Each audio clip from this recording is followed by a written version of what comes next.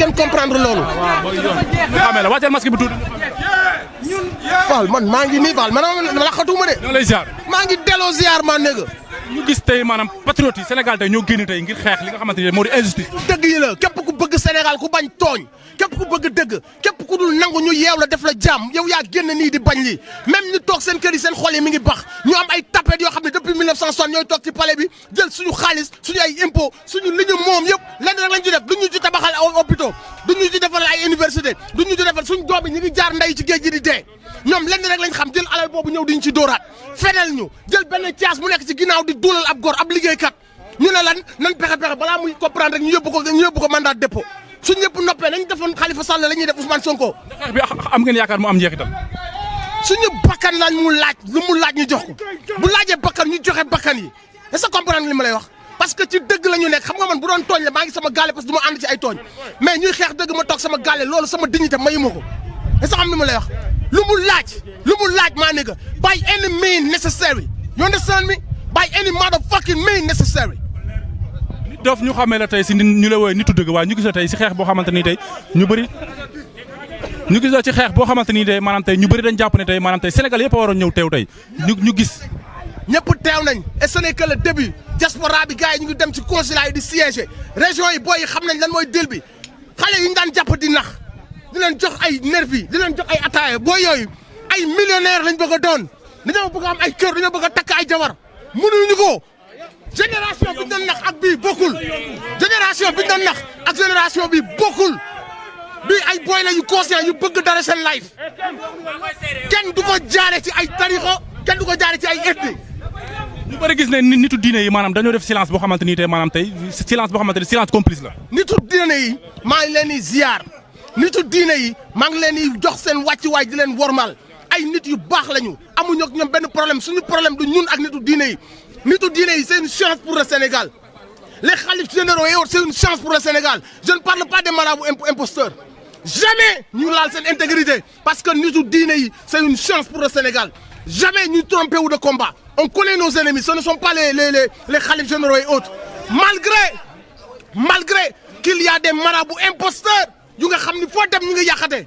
mais les khalifes généraux ak seen i nit on les respecte dañ leen di ñaanal gudd fan ak wér gu yaram di leen jox seen wàccuwaay parce que ñoom dañ leen di wormaal parce que ñoom dafa am lu ñuy représenter pour Sénégal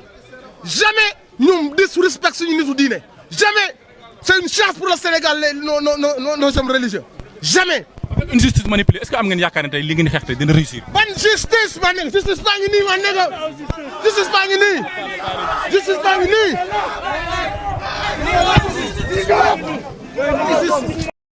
Omar ni nga ko gisee rek tey buntu kër Ousmane Sonko gaa yaa ngi nii tey fas yéene rek tey joxe seen bakkan ni ñu ko mën a waxee rek tey pour cause boo xamante ni tey cause patriote la Omar parce que nekk na loo xamante ni tey lu doy waar la une situation indigne boo xamante ni tey la population tey ñëpp a ngi koy métti lu di ko naqaru tey ñu bëri bàyyi seen liggéey tey ñu bëri bàyyi seen tey ñëw fii tey ngir wane seen naqar wane seen métti waaye nag ñu nekk si dëkk boo xamante ni tey Omar on ne comprend plus parce que tey nit amatul droit am lu ko métti manifester nit amatul droit am lu ko métti tey def marche mu nekk loo xamante ni tey lu doy waar la moom ñu bëggoon si interpeller quelques nit rek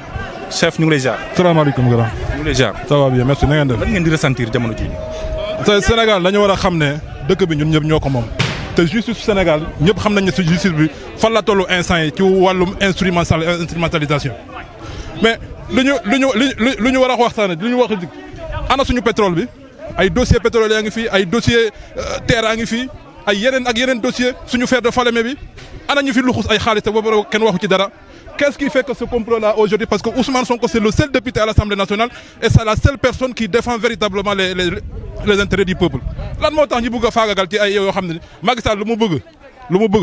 loolu la ñu bëgg dem palais pour développer le Sénégal. Maintenant s'il n'est plus capable parce que c'est l'un des présidents nga xam ne c'est les plus incompétents de l'histoire du Sénégal loolu ñëpp xam nañ ko mënul gérer du génn ñu bàyyi ñu ñi ils n'ont plus de solution ils n'ont plus rien à faire aujourd'hui leur problème c'est quoi c'est tout le temps de trouver des solutions des excuses ak ay kii pour je trouve même plus les mots. mu nekk lu doy waar waaw doy na waar kooku gaañ nañ ko. gaañu na Omar vraiment doy na waar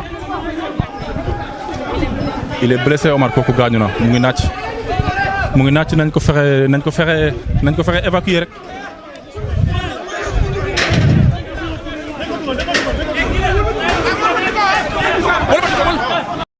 Cheikh Modou Kara tëj ko du ñu jaay affaire de franc-maçon bii duñ ko nangu. bii duñ ko nangu te buñ ci jógee dinañu lijjanti mbiru Cheikh Modou Kara bi. am dara. waaw dañu war a tijji foofu. ñëw ci Sonko xamul ni Sonko ñun ñoo ànd ak moom ñun jeunesse bi ñun ñoo ànd ak Sonko. ay ndaw lañ dañoo tëj suñu atelier ñëw ngir joxe suñu bakkan Sonko jaral nañu dee bañu ñu ci dara man maa ngi jóge ba yëmbal sam 3 téer laa damay ñëw dama tëj sama atelier ñëw ngir Sonko bañu ma ci dara tey jaarul yoon parce que dañ ko bëgg a jaay doole téye ko mais du yomb ñun ak ñoom jusqu'au bout ñooy arrière mais ñun duñu arrière bañu ñu ci dara Macky Sall moomu ko mbindaan la waaw ñoom dëgg ñu dawuñu fenn fii lañ gëm Macky Sall faale ñu ko waaw yow lii daset la ku jàng histoire xam nga ne lii du dara ñoom ay bakkan lañ ñun ay bakkan lañ ay nit lañ te nit dong la ñoppale ay góor lañ ñun ay góor lañ lu leen Macky Sall la jaral ñun Pastef jaral nañu ko daw du Ousmane Sonko mais idéologie Ousmane Sonko di tegaat ñu moom moo ñu animé quoi on est prêt pour tout. waaw ni ngeen ko gisee Assane Diouf ngeen gis noonu ci ginnaaw mu ngi noonu moom tamit bokk na ci ñi nga xamante ni tey ñëw nañ tey ngir dooleel Ousmane Sonko moo solo pile bu rouge boobu noonu ngeen gis noonu Assane Diouf waaw yore masque ba pare parce que gis ngeen ko lacrymogène yi dafa am doole si ngelaw bi bëri na saxaar bi bëri na mu nekk lu métti lu doy waar fii si kër Ousmane Sonko Omar.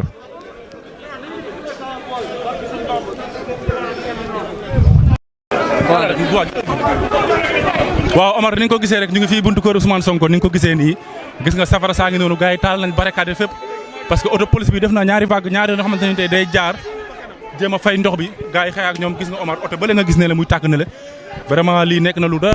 waar fii si buntu kër Ousmane Sonko gis nga militants yi sympathisants yi partisans yi ni ñu ko mën a waxee rek les patriotes tey ñëw nañ wuy si ki nga xamante ni tey moo wuy si Ousmane Sonko ci xeex bi nga xamante ni tey Omar moom la ñuy xeex waaye nag foofu moo am ay dommages gis nga oto yooyu noonu ñu tàkk ak oto yële si ginnaaw nga xamante ni tey oto bi nga xamante ni tey moo di oto ndox bi Omar moo leen fël gis nga ko ni ñu yàqoo nii vraiment mu nekk lu doy waar loo xamante ni tey askan baa ngi koy dund waaye ñi nga xamante ni tey ñoo di njabootu Ousmane Sonko ñoo ngi koy dund Omar. waaw ni nga ko gisee rek Omar ba léegi rek gaa yaa ngi ci xeex bi ci front bi ni ñu ko mën a waxee waa kër Ousmane Sonko duñ waa kër Ousmane Sonko waaye les patriotes rek la ñuy wax tey Sénégal yëpp Omar xaaram ñu laaj waa ji Sénégal yëpp ñoo ñu wuy si. ñun duñu sonn ku nekk da nga tëj sa place ñëw barki Mouhamad lañ leen di waxtal ñun tant que niiru amul fii ñun jàpp nañ ne lu ñuy xeex du dëgg ñun luñ joxe li ci gën a ndaw mooy bakkan te dañ ko gëm de ñoom xam nañ ko seen biir ñun dañ ko gëm ñu ngi leen di xaar fii nag tëjtantiwuñ seen couvre-feu bi ñoom xam nañ ko. waaw Omar ni nga ko gisee rek mu mel ne tey gars yi bu ñuy wax da ngay sentir détermination si seen i wax waaye da ngay sentir ngëm-ngëm si seen i wax beneen patriote nga ni wala patriote waaw da ngay sentir Omar maanaam ngëm-ngëm si seen i wax da ngay sentir détermination si ñoom mu mel ni rek ñii tey pare nañ tey ngir seen bakkan waaye pare nañ tey ngir bàyyi seen liggéey bàyyi seen lépp ngir ñëw rek doole gi nga xamante ni tey moo di seen njiit moo di seen leader seen chef de parti du Ousmane Sonko Omar gis nga ko nii gars yaa ngi barricade di baarawaat parce que gis nañ oto bi nga xamante ni tey moom la ñuy woowee Dragon jaar na fi ñaari yoon def fi ravage am na oto yu mu fël am na bagage yu ñu yàq waaye nekk na loo xamante ni daal lu doy waar la waaw 4x4 boobu loolu ngay gis oto boobu moo ko fël naan ko Omar Kaay. Je veux parler aux étudiants. Nous voulons parler aux étudiants, de tous les étudiants du Sénégal, que ce qui se passe maintenant dans ce pays-là est inadmissible. C'est à nous de défendre ce pays. C'est à nous de défendre l'avenir du Sénégal. Nous en appelons à tous les étudiants du Sénégal de sortir dans les rues et de défendre le président Ousmane Sonko et de défendre la justice au Sénégal. Ouais, que tous les étudiants sortent. Que tous les étudiants sortent. On va paralyser le système éducatif sur tous les droits sénégalais. ñu bëggoon a xam rek hostilité yi kan moo ko démarré. non hostilité lii soo gisee mu jug kilifa diine ñoom ñoo ci waroon addu suñ ko ci teeloon addu lii du fi am mais kilifa diine dañoo noppi pour lan parce que Macky Sall daf leen di ger leen jox ay milliards ay année ñuy lekk loolu ñuy lekk léew leen xaalisu réew mi lañ leen di jox ñuy lekk kilifa diine yëpp nag ñoom ñoo ne patt ñoom ñuy lekk seen milliards xoolal ay riba la ñuy lekk ñoom kilifa diine te ku leen ziyaare ku ne xamoo li ngay ziyaare ñoom ñëpp safar lañ jëm parce que xaalisu ger lañuy lekk kilifa diine yi ñëpp yëpp nag ak foo munti dëkk ak noo mën a gis ne daal da nga gis ne daal ñoom daal dañoo ñoom noppi suñu waxoon lii du fi am maam Abdou Aziz dong moo doon def lu mel nii ah tey ku mel ni maam Abdou Aziz moom milliards rek la ñuy lijjanti ak xale jigéen waaw mais xoolal xeex bi duñ ko bàyyi Sonko dañ koy jàppale kenn du ko laal ndax am ngeen li am njeexital ah fu bakkan moo gën a ndaw ci li ñuy joxe waaw mu mel ni Omar ni nga ko gisee rek gis nga sécurité bi gis nga limousine ngi noonu bokk na tey si nga xamante ni tey ñoo garde rapproché wu Ousmane Sonko yi tey gis nga leen tey ñu ngi nii sumeeku taxaw nekk au front rek fas yéene défendre ki nga xamante ni tey moo di le patriote Ousmane Sonko waaye yaakaar naa ne bëri na si tey ay mbër ay champion ay ndaanaan yoo xamante ni tey pour gagner bien leur vie tey dañuy ñëw di def sécurité waaye tey ñi ñëw di sécurité ki nga xamante ni tey moo di Ousmane Sonko le patriote nekk na nag loo xamante ni tey Omar boo gisee lii xam ne ñii ils sont déterminés. D'accord. waaw man maa ngi tudd Yaya Diémé responsable politique de Pastef Bignona chargé de communication nous avons moo ko ci wolof wala ci français voilà ñun ñëw nañu teew fii tey parce que suñu gëm-gëm ak suñu yaakaar mooy tey du Ousmane Sonko moo nekk ci difficulté du noonu moo nekk ci tolof-tolof mais peuple sénégalais dans ses intérêts lu tax ñu wax ñu xalaate noonu parce que gëm nañu ni Ousmane Sonko depuis bu mu commencé politique ba tey suñu intérêt la nekk di xeex mooy intérêt des vrais sénégalais mooy ñi nga xamante ne ñun ñi nga xamante ne ay étudiants lañu ñun ñi nga xamante ne ay jaaykat lañu ñun ñi nga xamante ne ñi yore nguur gi dañuy fàtte ñi ñun ñu ci chômage ñu ngi ci ay difficultés yu bëri. donc Ousmane Sonko xeex bu mu engagé pour ñun la ñun ñi nga xamante ne ay baadoole lañu donc sénégalais lambda yi nga xamante ne nit ñi dañ leen di fàtte. ci seen nguur te Macky Sall moom fàtte na ni sénégalais yëpp ñoo ko voté woon en 2012 lu tax ñu voté ko espoir la woon ñun ñi bokk na si ñoon manifester pour ñu jàppale ko pour en 2012 injustice bi troisième mandat bi bu Abdoulaye bëggoon mu bañ a am moo tax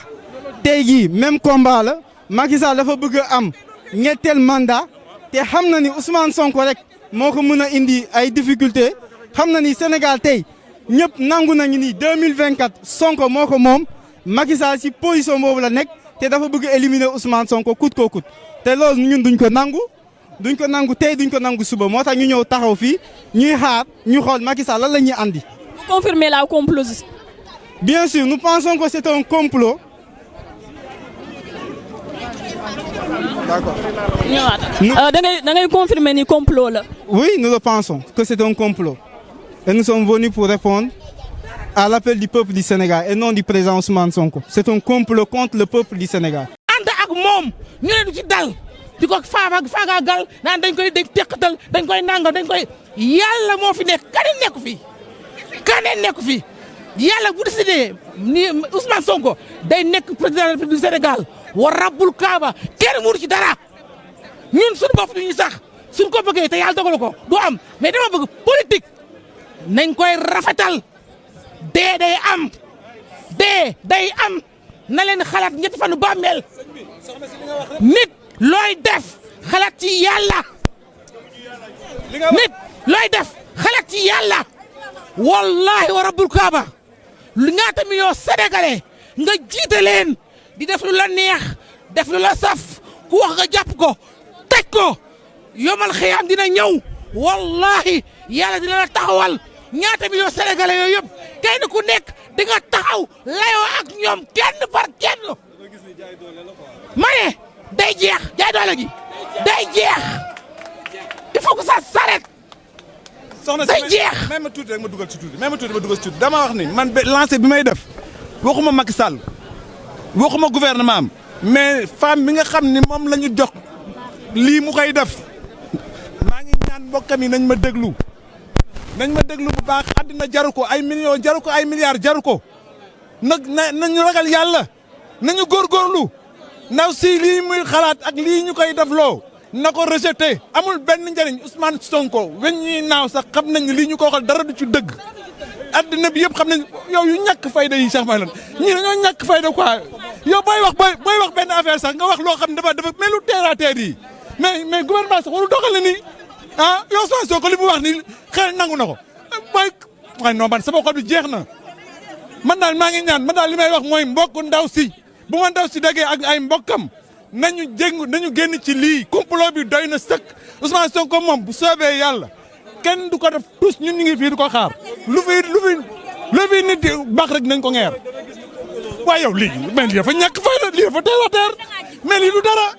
yow Ousmane Sonko bés dinañ ñàkk fay dafay dem ci ay kër yi di taxawaalu xale yi Ousmane Sonko xale yi ko topp ba gën a waaye moo xamal xale yi ko topp gën a neexee fop muy topp xale yu ndaw yi di waaye dafa ñàkk fay da sax dama ne na ñëpp génn na àddina bi yëpp génn ñu xeex lii mu jeex fii daf na ko Karim Wade daf na ko Khalifa Sall bii du jàll bii moom du jàll dara lañ ci bañul ñu ngi fii di ko xaar nag ñu gunge ko mu dem maasé wu ñun Sonko la ñuy xaar ñu gunge ko mu dem maasé wu xanaa wax jeex na. ñu ngi ci ginnaawam daal ci li mu mënti dugg. ñun ay sapeur pompier lañu sauver ou périr ñun ak Sonko ba 2024 kenn mënu si dara Macky Sall fu mu laal nii na dellu ginnaaw parce que ñun l'avenir de nos enfants ñun suñuy doom moo tax ñu ñëw fi. lan ngay wax xale bu jigéen bi. ban xale bu jigéen. bi koy tuumal. pire de seconde zone boobu lan la ñuy am pour wax ko kooku est-ce que sénégalaise la sénégalaise dina comporté wu nii. ak moom dara xameewu ma ko ci Adama ak Awa mais depuis 7 ans moom tax na ma toog Pastef parce que dama gis ni nit kii ku ànd ak moom au moins di nga am xol bu sedd ne yaa ngi xeexal sa réew ndam li yàllaa ko yor bu waree falu dina falu bu waree nekk président Macky Sall nii mënu ci dara waaye nag xeex bi objectif bi premier mooy xeex pour sa dëkk nous sommes des patriotes nous sommes des nationalistes dañu gëm suñu réew nekk ci secteur d'activité yëpp xam li fa xew ñu ne dafa doy dañoo bëgg Sénégal jëriñu li Sénégal yëpp bokk na ko sénégalais yi jëriñoo Macky Sall ni déet mook ñi mu àndal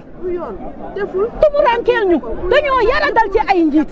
amuñu kenn ku ñu dimbali Sénégal dëkk yëpp a ngi defaruwaat lii xew nii dëkk yu bari mënoon nañ ci defaruwaat ñun ñu yaakaar ni dañuy am nouvel élan économique Macky du ñu diigal après mu ne kenn du ko fi waxee gis nga na rey Ousmane Sonko naa ci topp man waaye bu soobee yàlla mënaluñ ñu dara te lenn na ko xam ak lu mu màgget dina mës a dee te dina jàkkaarloog ma laa xel mawut sénégalaise ñu ngi woo askan bi yëpp ci combat bi surtout la jeunesse parce que je pense que nous sommes dans un pays la majorité elle est jeune nous avons une population jeune 70% de la population est jeune donc tey nangu du ñu seetaan ñu jël ndaw moins de 50 ans qui est parti de rien mu jóge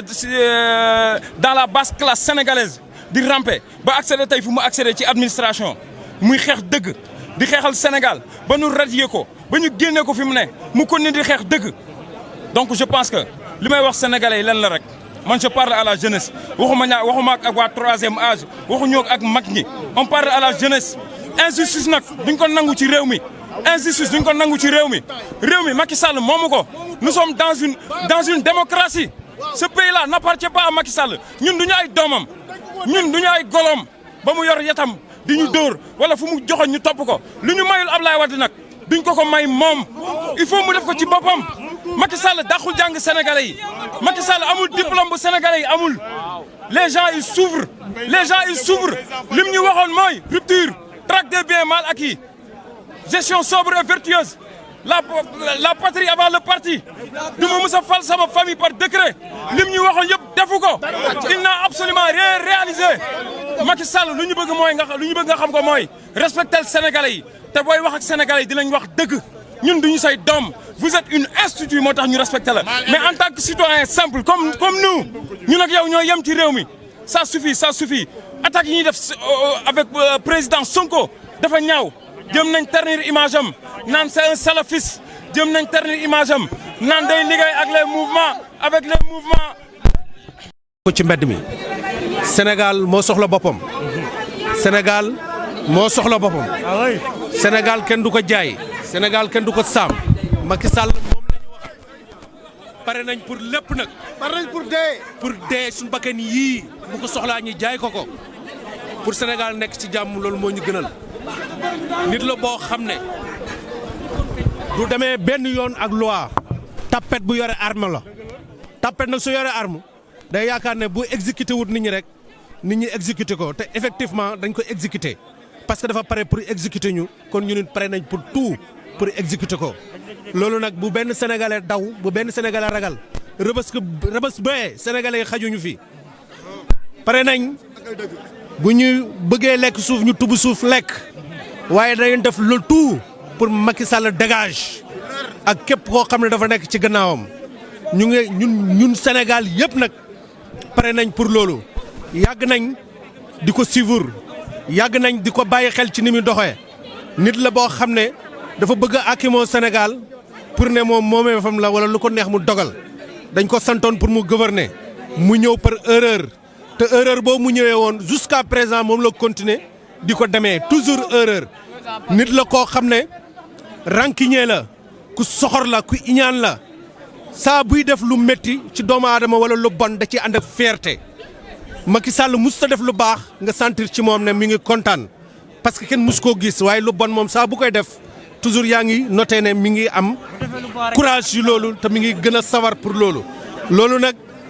université ñu ngi leen di oo jeunesse sénégalais ñu ngi leen di oo diaspora bi ñu ngi leen di oo góor jigéen mag ak ndaw nañ taxaw pour lii ñun ñoo ko mën a fajal suñu bopp kilifi diine yi nekk ci réew mi man mii ci guide chef religieux laa bokk ku place la pour wax li may wax nañ génn ñu wax cër bi ñu leen di jox ci Sénégal ñoom dañ ko war a xam ay malet tegul leen fii gis nga si Ahmadou Bamba dafa jihaad Cheikh Omar Fouti dafa jihaad El Hadj Abdoulaye Niass dafa jihaad ngir lan ngir ñi nga xam ne ñoo fi nekk pour yàq réew mi maam Abdou dafa jihaad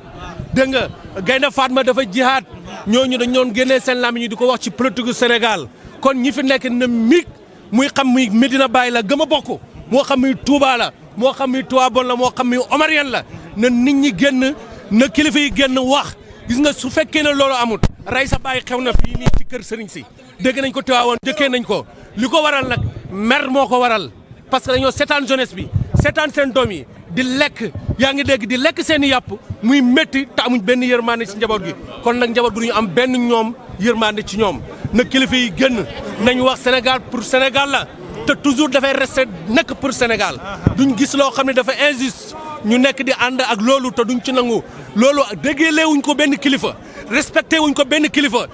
yi nañ génn chef religieux yi ñoom laay wax message bi pour ñoom la nañ génn parce que lii lépp lu njàkk ñoom ñooy njàkk maladie ñoom la képp koo ci dem këram comme palais te liggéeyoo tous yaa ngi dégg ñii liggéey néegu ñax yu sen la ñu am yaa ngi dégg amuñ sax lu baax lépp mi ngi ci ñoom. amul dara loo xam ne taxaw nañ pour bu xeex jotee ñu xeex waaye lu dul ne ñu ngi lëkkaloog état bu jubut bu jaarul yoon dañ koy jaarale yoon Seydou Lamine Niass loolu la dund loolu ci loolu la dee kon ñu ne de pare nañ pour loolu dégg nga réew mi suñu réew la keneen moomu ko ci àll ba ñëw duñu koy defaral ñoo koy defaral suñu bopp pare nañ pour lépp nag. waaw Omar ni nga ko gisee rek ñu ngi fii buntu kër Ousmane Sonko ni nga ko gisee nii gis nga safara saa ngi noonu gars yi taal nañ barricade fépp parce que auto police bi def na ñaari vague ñaari yoo xamante ni tey day jaar jéem a fay ndox bi gars yi xëy ak ñoom gis nga Omar oto bële nga gis ne la muy tàkk ne le vraiment lii nekk na lu da waar fii si buntu kër Ousmane Sonko gis nga militants yi sympathisants yi partisans yi ni ñu ko mën a waxee rek les patriotes tey ñëw nañ wuy si ki nga xamante ni tey moo wuy si Ousmane Sonko ci xeex bi nga xamante ni tey Omar moom la ñuy xeex waaye nag foofu moo am ay dommages gis nga oto yooyu noonu ñu tàkk ak oto yële si ginnaaw nga xamante ni tey oto bi nga xamante ni tey moo di oto ndox bi Omar moo leen fël gis nga ko ni ñu yàqoo nii vraiment mu nekk lu doy waar loo xamante ni tey askan baa ngi koy dund waaye ñi nga xamante ni tey ñoo di njabootu Ousmane Sonko ñoo ngi koy dund Omar